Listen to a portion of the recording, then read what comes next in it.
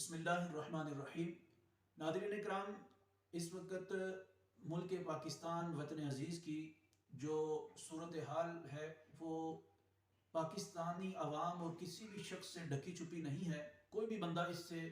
ناواقف نہیں ہے۔ ہر کوئی جانتا ہے کہ پاکستان کس مشکل گھڑی سے اور کس مشکل رستے سے اس وقت گزر رہا ہے، اور اس کی سراسر جو وجہ ہے وہ ہمارے پیارے ملک پاکستان کے جو اس وقت مسلط حکمران ہیں ان کی ناکام معاشی اور اقتصادی پالیسیاں ہیں، اور اس کے علاوہ دوسرے نمبر پر ان کی افسر شاہیاں ہیں جو ان کے پروٹوکول ہیں، اور تیسرے نمبر پر ان کی کرپشن ہے، جس وجہ سے ان کی عیاشیاں اور افسر شاہیاں تو اپنی جگہ پر اسی طرح چل رہی ہیں، لیکن اس وقت ملک پاکستان کی عوام میں جو درمیانے درجے کے لوگ ہیں، جو غریب درجے کے لوگ ہیں، ان کا جینا انتہائی مشکل ہو چکا ہے۔ اس کی وجہ یہ ہے کہ ہر دوسرے دن کسی نہ کسی چیز کے ریٹس کو بڑھا دینا، خصوصاً پٹرولیم مصنوعات کے ریٹوں کے اندر دن بدن اضافہ کرنا، تھوڑا تھوڑا کر کے دن بدن اضافہ کرنا، یہ انتہائی مشکل صورتحال کی طرف پاکستان کو اور پاکستانی عوام کو لے کر جا رہا ہے۔ تو میں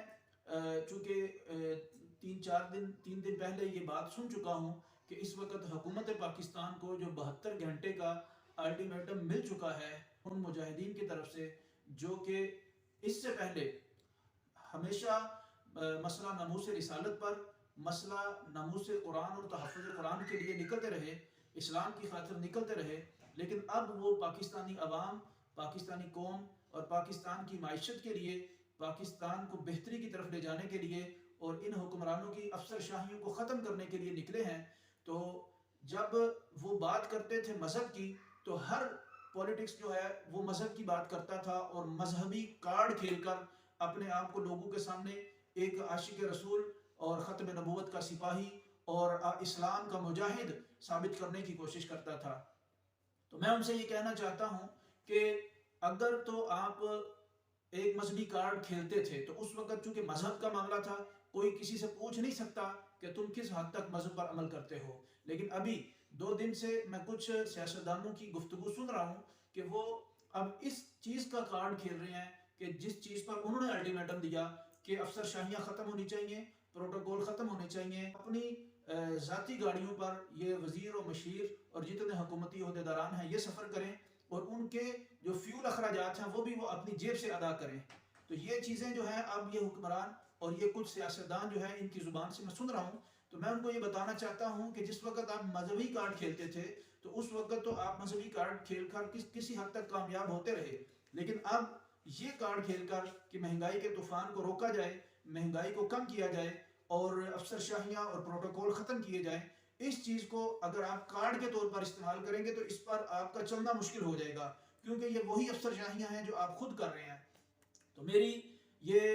اس وقت گزارش ہے کہ پاکستان کو ایک ٹھیک ڈگر پر لے کر چلنا چاہیے، اور یہ افسر شاہیاں جن کے بارے میں الٹیمیٹم بھی دیا گیا ہے اور مہنگائی کو کم کرنے کے بارے میں جو الٹیمیٹم دیا گیا ہے، اس پر حکومت فوراً عمل کرے، تاکہ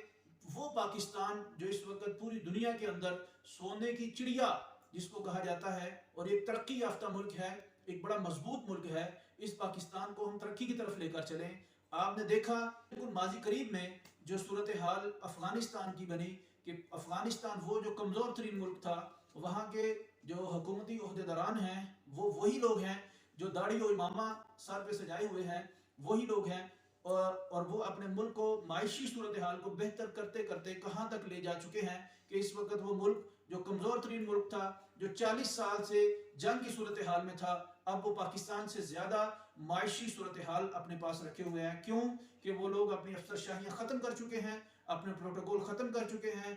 تو یہ چیزیں جب پاکستان میں آئیں گی تو پاکستان کی صورتحال بہتر ہوگی، نہ ہمیں بار بار IMF کے دروازے پر جانا پڑے گا، انشاءاللہ پھر پاکستان اس قدر خود کفیل ہوگا کہ یہاں کے